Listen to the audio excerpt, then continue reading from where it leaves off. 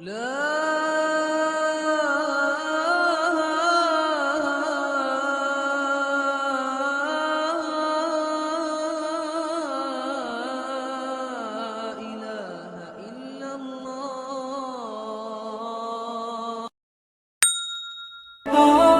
صلی اللہ علیہ وسلم نے ارشاد فرمایا کہ جب جنتی جنت میں چلے جائیں گے اور اہل جہنم جہنم کی آگ میں چلے جائیں گے، اللہ ہم سب کو بچائے، تو جو جنتیوں کے جو ریلیٹیوز ہوں گے، چاہے وہ رشتہ داری کا تعلق ہو، دوستی یاری کا تعلق ہو، ان جنتیوں کو اپنے وہ جو دوست احباب ہیں نا، جب وہ دیکھیں گے کہ جنت میں وہ مارکیٹ سے کیا ہیں، شارٹ ہیں، دنیا میں تو ملا، پہلے تو ان کو اپنی فکر ہوگی کہ ہم کسی طرح جنت میں چلے جائیں۔ شروع میں تو حالت یہ ہوگی، یوم یفر المرء من اخیہ وامہ وابیہ وصاحبتہ وبنیہ، وہ دن جس دن انسان اپنے باپ سے دور بھاگے گا، اپنی ماں سے دور بھاگے گا۔ یہاں بڑی خدمت کیا کرتا تھا، بڑے احسانات کرتا تھا، لیکن وہاں کہے گا میرے پاس ایسا نہ ہو مجھ سے کوئی نیکی مانگنے آ جائیے، بخشش کی درخواست کرنے آ جائے کہ بیٹا مجھے بھی بخشوا لے اللہ کے ہاں، تو دعا کر تیرے بڑے اچھے اعمال تھے، نہ بھاگے گا، ابھی یہ گلے نہ پڑ جائے میرے، اللہ کہے گا تو خود ہی تیرے لیے مشکل ہو رہی ہے، تو ایک اور بوجھ لے رہا ہے۔ تو ابتدا میں تو حالت جب تک فیصلہ نہیں ہوگا نا کون جنتی کون جہنمی، تو قرآن کے الفاظ ہیں اپنے باپ سے دور بھاگو گے، اپنی ماں سے دور بھاگو گے، وصاحبتہ وبنیہ، اپنے ساتھ رہنے والی سے بھی دور بھاگو گے۔ جنتی جنت میں اور اہل جہنم جہنم میں چلے جائیں گے۔ اس سے پہلے تو نفسا نفسی کا عالم ہوگا نا، بس میں کسی طرح چلا جاؤں۔ جب چلے گئے نا جنت میں تو اب سکون مل گیا، دائیں ہاتھ میں اعمال نامہ سرٹیفکیٹ آ گیا، تو فوراً اپنے رشتہ داروں کی طرف بھاگے گا جن کو تھوڑی دیر پہلے کہہ رہا تھا میرے قریب مت آؤ۔ تو اللہ فرماتے ہیں جیسے ہی اعمال نامہ دائیں ہاتھ میں آئے گا، ہاں اقرؤوا کتابیا، ارے ابا کہاں ہیں، اماں کہاں ہیں، بیوی کہاں ہیں، بچے کہاں ہیں، میرا اعمال نامہ پڑھو، میرا اعمال نامہ دیکھو، دکھائے گا سب کو لا لا کے۔ انی ظننت انی ملاق حسابیا، مجھے یقین تھا کہ ایک دن میرا اعمال نامہ مجھے ملنے والا ہے، اسی یقین کی بیس پر تو میں عمل کرتا تھا، آج دیکھو اللہ نے میرا اعمال مجھے دکھا دیے۔ فہو فی عیشۃ راضیہ، اللہ فرماتے ہیں ایسی زندگی میں ہوگا کہ زندگی اس سے خوش ہوگی۔ یہ بھی قرآن کی عجیب بلاغت ہے، بھائی ہونا تو یہ چاہیے ایسی زندگی ہم اس کو دیں گے کہ یہ اپنی زندگی سے خوش ہوگا، لیکن قرآن کہہ رہے یہ نہیں، ایسی زندگی ہم اس کو دیں گے کہ زندگی اس سے خوش ہوگی۔ یہ بلاغت ہے، مبالغہ ہے۔ جیسے کہتے ہیں نا فلاں کی تو زندگی اس پہ مہربان ہو گئی ہے، لوگ کہتے ہیں نا یار فلاں کی تو تقدیر اس پہ عاشق ہو گئی ہے، جو سوچتا ہے زندگی اس کو وہ دے دیتی ہے۔ تو اللہ فرماتے ہیں ایسی زندگی کہ یہ تو چھوڑ دے کہ وہ زندگی سے خوش ہوگا نہیں ہوگا، زندگی اس پہ مہربان ہوگی، ایسی پیاری زندگی ملے گی۔ تو جب یہ ہو جائے گا وہ جنت میں چلے جائیں گے، تو جنت میں شروع میں تو اپنا ہی حساب کتاب حوریں اور یہ انار کے باغات اور یہ سیب کے باغات اور یہ نہریں اور یہ انہی میں، تھوڑے دن کے بعد اس کو خیال آئے گا یار وہ ہمارے ساتھ انڈا موڑے پہ چائے پیا کرتا تھا ایک بندہ، وسیم نام تھا اس کا، آج کل مارکیٹ میں شارٹ ہے، وہ کہاں گئے؟ پھر آہستہ آہستہ نا اپنے ریلیٹو یاد آئیں گے، فل ان دا بلینکس تو کر دیا کرو، وہاں جا کے بھی جنت میں بول رہے ہوں گے کیا بول رہا تھا ہم نے آگے ٹھیک ہے، تو وہاں پھر آہستہ آہستہ بندہ بولے گا سب سے پہلے بیگم کہاں ہے بھائی، اگر مرد جنت میں گیا بیگم جہنم میں تو وہاں گئے یار ہو سکتا ہے بولے یار چلو ٹھیک ہے، یہ بھی ممکن ہے، وہ کھمبا بچانے والا نہ ہو جائے نا، یہ کیفیت نہ ہو، تو وہ جائے گا بولے گا بھائی بیگم کہاں ہیں، بچے کہاں ہیں، باپ کہاں ہیں، بھائی کہاں ہیں، رشتہ دار کہاں ہیں، فلاں آدمی کہاں ہے، فلاں کہاں ہے۔ تو آہستہ آہستہ جتنا قریبی رشتہ ہوگا نا، جس سے جتنا تعلق ہوگا وہ یاد آنا شروع ہوں گے، اور وہ ادھر سزا کھا رہے ہوں گے جہنم۔ تو نبی صلی اللہ علیہ وسلم نے فرمایا یہ جنتی اللہ سے اپنے رشتہ داروں کے اور ریلیٹیوز کے بارے میں لڑیں گے۔ ظاہر ہے اللہ سے تو لڑنا بھی حرام ہے، اور اللہ سے لڑنا کسی کے بس میں نہیں ہے، یہ بلاغت ہے۔ کیا مطلب؟ اتنی اللہ سے دعا مانگیں گے، اتنا پیچھے پڑیں گے جیسے کوئی لڑ رہا ہوتا ہے۔ جیسے قرآن میں آتا ہے یجادلونا فی قوم لوط، ابراہیم علیہ السلام کو جب پتہ چلا کہ لوط علیہ السلام کی قوم تباہ ہونے والی ہے، فرشتے جا رہے ہیں، تو اللہ کہتے ہیں ابراہیم ہم سے جھگڑا کرنے لگے کہ بھئی قوم لوط کو ہلاک مت کرو، کیونکہ ابراہیم نرم دل تھے۔ تو جھگڑا کرنے لگے. اب اللہ سے جھگڑنا تو کفر ہے نا. تو یہ قرآن کے بلاغت ہوتی ہے, یعنی ایسی دعائیں مانگنے لگے جیسے ہم سے لڑ رہے ہوں. جیسے کوئی فقیر چپک جائے نا آپ کے ساتھ, او بھائی 5 روپے دے دے, 5 روپے دے دے, آپ کہیں لڑ کیوں رہا ہے یار, کہتے ہیں نا لڑ کیوں رہا ہے, اور جان چھڑانے کے لیے بعض دفعہ اس کو پیسے دے دیے جاتے ہیں, پتہ ہے مستحق نہیں ہے, لیکن یار جو چپک ہی گیا, پھلترو کی طرح پھلترو لفظ یاد رکھو, صحیح ہے نا. ٹھیک ہے. تو اللہ نے بعض, یہ قرآن کے الفاظ ہیں نا, ایسے الفاظ, قرآن بلاغت ہے یہ. تو حدیث میں آتا ہے کہ اللہ سے جھگڑا کرنا شروع کر دیں گے, یعنی اتنا زیادہ مانگیں گے گویا کہ جھگڑ, یاد آئیں گے یار ہمارا دوست تھا وہ جہنم میں, آگ میں. تو اللہ تعالیٰ ان کے لیے, ہاں وہ جو اصل میں حدیث سنا رہا تھا نا, تو اتنی لمبی تمہید ہو گئی, وہ کہیں گے اللہ سے جا کے, اے اللہ بہت سے ایسے ہمارے دوست احباب رشتہ دار تھے, یصلون معنا ویصومون معنا, جو ہمارے ساتھ نمازیں پڑھا کرتے تھے, رمضان کے روزے رکھا کرتے تھے, مگر آج وہ ہمیں جنت میں نظر نہیں آ رہے. اس سے کیا پتہ چلتا ہے, وہ بھی یہ بتائیں گے کہ وہ مسلم تھے, کیونکہ یہ کافر کے بارے میں تھوڑی خیال آئے گا ان کو.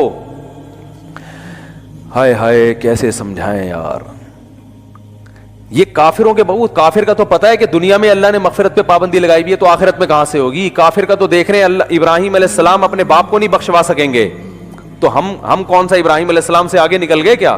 تو یہ اپنے مسلم ریلیٹیوز کے بارے میں, تو ان کا اسلام ثابت کرنے کے لیے اللہ کے سامنے حوالہ کیا دیں گے, اے اللہ وہ نماز بھی پابندی سے پڑھا کرتے تھے, رمضان کے روزے بھی رکھتے تھے, مسلم ہیں, لیکن آج ہمیں نظر نہیں آ رہے, گناہ اور گناہ تھے, زنا تھے, چوری تھی, کچھ بھی تھا. اس سے اندازہ لگاؤ وہاں بھی ان کو اپنے ریلیٹیوز کا مسلمان ہونا ثابت کرنے کے لیے شناختی کارڈ نہیں دکھائیں گے وہ, کہ اللہ یہ دیکھو نادرا میں لکھا ہوا تھا انہوں نے اسلام. وہاں بھی اللہ ثبوت مانگے گا, اسلام کا ثبوت کیا تمہارے پاس, تو ثبوت پیش کریں گے. اللہ تو جانتا ہے, تو اعمال نامہ نکال کے دیکھ لے, نمازوں میں ہمارے ساتھ کھڑے ہوتے تھے, رمضان کے روزوں میں ہمارے ساتھ ہوتے تھے, روزے نہیں چھوڑتے تھے رمضان کے, اور نہ نماز چھوڑتے تھے, کیونکہ اسلام کا رکن ہے نا یہ. تو پھر اللہ حدیث میں آتا ہے حد بندی کرے گا. اچھا تو ایسا کرو, جیسے حد بندی ہوتی ہے نا, گورنمنٹ جیسے بعض موقعوں پہ جیل کے قیدیوں کو چھوڑتی ہے, تو انتہائی سنگین نوعیت کے مجرموں کو رکھا جاتا ہے, اس سے کم درجے کے مجرموں کو چھوڑ دیا جاتا ہے, اور کچھ کو تخفیف کر دی جاتی ہے کہ بھائی ٹھیک ہے سزا تو تھی 14 سال, لیکن سفارش کی وجہ سے وہ کیا کی جا رہی ہے, 7 سال کی جا رہی.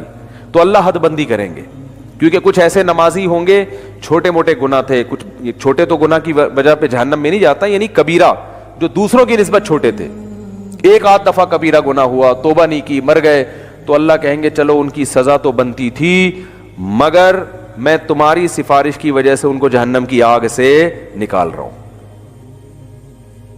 تو حدیث میں آتا ہے وہ نکال لیں گے, جنتی آرام سے بیٹھ جائیں گے, بھائی چلو نکل گئے, بھائی وسیم بھائی بھی آ گئے. وسیم بھائی بھی جنت میں بھی ہوں گے, ایسا نہیں ہو کہ وسیم کو آپ بولیں گے. تو میں جن وسیم کی بات کر رہا ہوں ان میں سے کوئی بھی میرا بیان اس وقت نہیں سن رہا. تو جنتی نکالنے کے بعد پھر کہیں گے, پھر تھوڑا عرصہ گزر جائے گا, پھر خیال آئے گا بھائی وہ تو اپنا دوست تھا یار, اس کو بھی تو نکالنا ہے بھائی.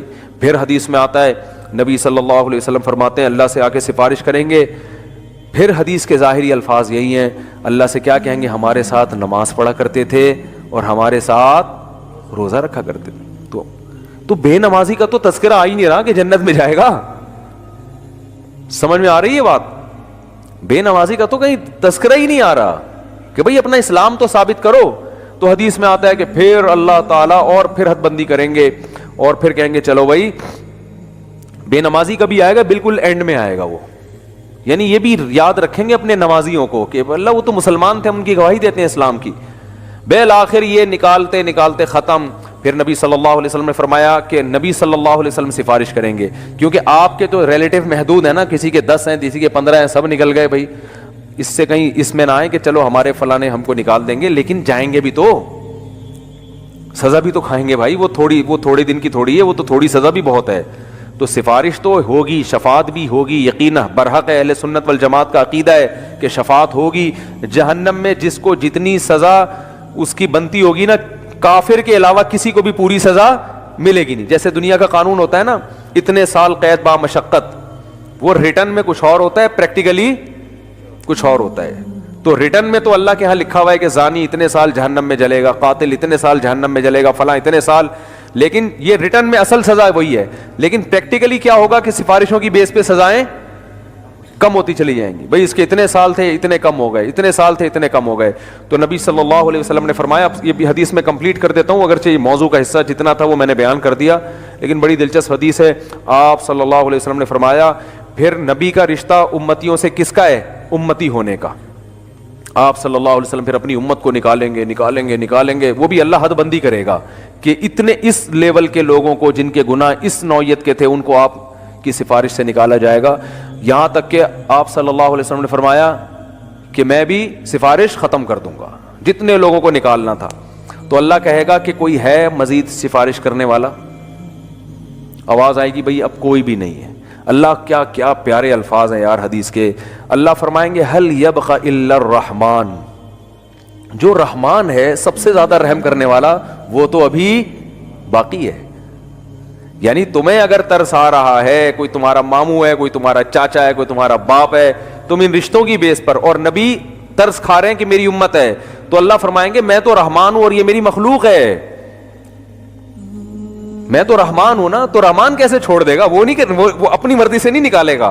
تو نبی صلی اللہ علیہ وسلم نے فرمایا کہ اللہ تعالیٰ اعلان کریں گے کہ جس نے آدم سے لے کے آخری انسان جو قیامت تک آئے گا نا, کوئی بھی ایسا انسان جس نے کبھی کوئی نیکی نہ کی ہو, کچھ بھی اس کے اعمال میں خیر, صرف میری توحید پر ایمان رکھتا تھا, وہ صرف میری مانتا تھا میرا کوئی خدا ہے اور کیا ہے اکیلا, بس اتنا اقرار کیا اس زبان سے, صرف دل میں مانتا تو فرعون بھی تھا, فرعون بھی مانتا تھا کہ ایک خدا ہے, زبان سے اقرار کیا اور پوری زندگی میں ایک دفعہ. من کان فی قلبہ مثقال حبۃ من خردل من ایمان, ایمان کا ایک معمولی سا رائے کی دانے کے برابر ذرہ بھی ہو اور اس ذرے کی وجہ سے کبھی زندگی میں خیر نہ کی ہو, ساری زندگی اس کی بدعمالیوں سے بھری ہوئی ہے لیکن ایک نیکی ہے, تو اس کو بھی نکال کے لے آؤ. تو حدیث میں آتا ہے اتنے خلقت نکلے گی نا, بڑے بڑے دنیا میں بدماش پیدا ہوئے ہیں بھائی, ساری زندگی قتل و غارت میں گزری, ساری زندگی برائیوں میں گزری. ہاں, اور یہ بھی آتا ہے حدیث میں کہ یہ اللہ اس وقت کریں گے یہ کام, ایک تو اللہ کہیں گے هل يبقى الا الرحمن, کہ رحمان باقی ہے. دوسرا اس وقت کی جو کافر ہے نا وہ اہل ایمان کو تانا دے گا کہ یار ہم بھی برے تھے تم بھی برے, صحیح ہے نا, ہم غیر مسلم تھے اور تم اپنے آپ کو کیا کہتے تھے, تم ایک خدا کو مانتے تھے, تو تمہارے ایمان نے تمہیں کوئی فائدہ نہیں پہنچایا. ہمیں تم دنیا میں کہتے تھے اسلام قبول کرو, ایمان لے کر آؤ, تو بھائی انجام تو تمہارا بھی وہی ہے جو ہمارا ہے. تو قرآن حدیث میں آتا ہے اللہ تعالیٰ اس وقت جس کے دل میں بھی رائی کے دانے کے برابر بھی ایمان ہوگا نا, اللہ کہے گا میں اپنے ماننے والوں کو نہ ماننے والوں کے ساتھ نہیں رکھ سکتا. یہ غیرت کا مسئلہ ہے. تبھی لوگ کہتے ہیں نا غیر مسلم اتنے نیک اچھے اچھے اعمال کر رہے ہوتے ہیں, وہ جہنم میں کیوں جائیں گے؟ او بھائی غیرت کا مسئلہ ہوتا ہے. آپ کی فرض کرو 2 بیویاں ہیں, ایک اکڑ والی مانتی نہیں ہے بات کو, چائے کا بولو نہیں پکا کے لائے گی, آپ بولو بھائی کھانا پکاؤ نہیں پکائے گی, ہر وقت بس زبانی بد کلامی. لیکن جب اس سے پوچھا آپ کے میاں کون ہیں, بھائی یہ میرے میاں ہیں, بس ٹھیک ہے میں نہیں مانتی ان کی ایک نہیں مانتی, لیکن ہے یہ میرے میاں, مجھے ماننا چاہیے ان کی, مجھے ان کا احترام کرنا چاہیے, لیکن مجھ سے ہوتا نہیں ہے, کچھ اوپر سے فالٹ چلا رہا ہے, ہمارے خاندانی مسئلہ یہ آپس کی بات ہے ہماری, لیکن ہے بھائی یہ میرا میاں, اس کے علاوہ میں کسی اور سے محبت نہیں کر سکتی. میاں والی جو محبت ہے وہ اسی سے ہوگی. دوسری بڑی فرما بردار ہے, او بھائی جب چائے کا بولا بٹن دباؤ چائے آ رہی ہے, ایئر ہوسٹس والے اخلاق رکھے ہوئے, اس نے ٹریننگ وہاں سے لی ہوئی ہے, اس کی والدہ نہیں سکھائے اس کو یہ آداب تمیز. لیکن وہ آفس میں بھی آپ کے کسی دوست سے بھی اس کے سلام دعا بہت اچھی ہنس ہنس کے بات کرتی ہے. آپ جب کہتے ہیں بیگم مجھے بڑی غیرت آتی ہے, تو کہتے ہیں کیا ہو گیا, براڈ مائنڈڈ بنو, اگر تم سے میں محبت کر سکتی ہوں تو میرا پرانا بوائے فرینڈ ہے وہ, مجھے اس سے بھی وہی عشق ہے جو تم سے, بلکہ اسے تھوڑا زیادہ ہے, اتفاق سے شادی تم سے ہو گئی میری, چاہتی تو میں تھی وہاں ہو لیکن اب ہو گئی ہے, مجبوری میں گزارا کر رہی ہوں, نادرا میں سرٹیفکیٹ بن گیا, پھر دوبارہ سے 4-5 ہزار روپے کا خرچہ آئے گا, وہیں رہنے دو, کاغذ میں رہنے دو, لیکن ویسے مجھے محبت اس سے ہے. رکھو گے غیرت اگر ہوگی تو ہے. بولا کہ بھائی وہ جو ہے نا جو ایک ذرا بھی خدمت نہیں کرتی, کم از کم مجھے اطمینان ہے کہ صرف کس کو مانتی ہے, شوہر مجھے مانتی, اور یہ تو اتنی وفادار ہے نا, تو وفادار تو میں گھر میں کوئی ماسی لا کے رکھ لوں گا, بٹن دباؤ اس سے زیادہ کام کرے گی. ماسیاں زیادہ کام کر لیتی ہیں نا, किसी को तो पोछा लगाने का बोलो, पोछा लगाएगी, बेगम को बोलो पोछा लगाने तो कहेगी मैं क्या पोछा लगाने के लिए आई हूं यहाँ पे, इसलिए मुझसे शादी की थी पोछे लगवाने के लिए। वो ताना दे देगी, आखिर मासी थोड़ी ताना देगी। तो बीवी की डेफिनेशन में सबसे पहले ये कि वो आपके अलावा किसी और को शौहर ना मानती हो। बाकी मोहब्बत करे किसी से, अब्बा से बाप वाली, भाइयों से भाई वाली, लेकिन जो शौहर से जिस तरह की मोहब्बत की जाती है, इश्क किया जाता है, वो सिर्फ मियाँ ही है। तो जैसे मेरे भाई मर्द इस मामले में शिरकत बर्दाश्त नहीं करता, अगर गैरत होगी तो अल्लाह भी कहता है भाई तुम कितने बड़े साइंसदान हो, तुम कितने बड़े फंटर हो, तुमने सारी इंसानियत की खिदमत कर करके उनके पेट भरे, अगर मेरे साथ किसी और को भी खुदा मानते हो तो इन नेकियों का बदला फिर उसी से जाके लो। मैं तो आज जो मेरे अपने थे उनको अपने गैरों से मुमताज और जुदा करूंगा, चाहे गैर कितने बज़ाहिर अच्छे हो और मेरे अपने कितने नालायक क्यों ना हो। इसलिए ईमान और तौहीद से बड़ी कोई नेमत नहीं है। मुसलमान कितना ही गुनाहगार हो, इस कायनात को जो चलाने वाला, बनाने वाला, जन्नत जहन्नम पैदा करने वाला, उसको मानता है कि अल्लाह हूं मैं तेरा, बेशक नालायक हूं, बेशक नाफरमान हूं।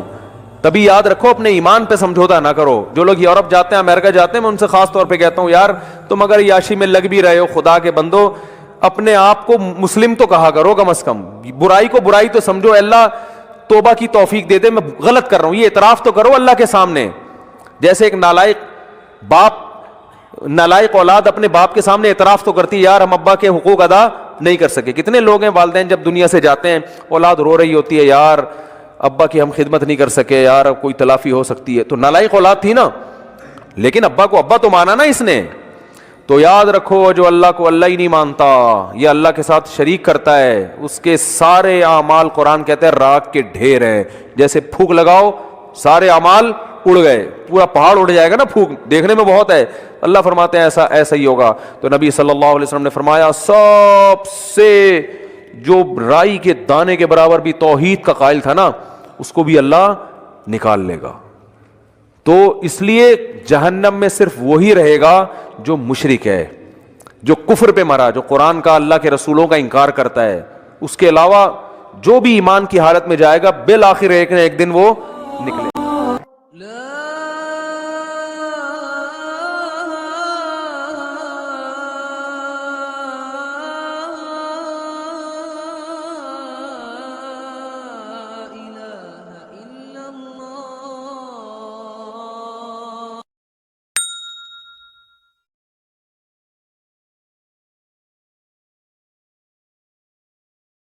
Allah